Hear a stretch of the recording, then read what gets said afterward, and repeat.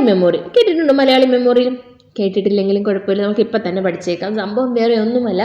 തിരുവിതാംകൂറിലെ ഉയർന്ന ഉദ്യോഗങ്ങളിൽ പരദേശികളായ തമിഴ് ബ്രാഹ്മണന്മാരെ നിയമിച്ചിരുന്നതിൽ അമർഷം പൂണ്ട് ശ്രീമൂലം തിരുനാൾ മഹാരാജാവിന് നാട്ടുകാർ സമർപ്പിച്ച നിവേദനമാണ് മലയാളി മെമ്മോറിയൽ. നിങ്ങൾക്ക് പ്രധാനപ്പെട്ട പോയിന്റുകളൊക്കെ ഒന്ന് പഠിച്ചാലേ മലയാളി മെമ്മോറിയലിനെ കുറിച്ച്. മലയാളി മെമ്മോറിയൽ നടന്ന വർഷം 1891 പറഞ്ഞു നോക്കിയേ. മലയാളി മെമ്മോറിയൽ നടന്ന വർഷം 1891. ഇനി തിരുവിതാംകൂർക്കാർക്ക് എന്ന് പറഞ്ഞത് ആരാണ്? Barrister G P Pillai. തിരുവിതാംകൂർക്കാർക്ക് എന്ന് പറഞ്ഞത് ആരാണ്? Barrister G P Pillai. ഇനി ഇതിന്റെ നേതൃത്വം നൽകിയത് barrister G P Pillai, K P Sankaramenon, C V Ramanpillai. കൂടെ പറഞ്ഞ് barrister G P Pillai, K P Sankaramenon, C V Ramanpillai. വർഷം 1891. എത്ര പേര്? 1038. കൂടെ പറഞ്ഞു നോക്കുക. 1038.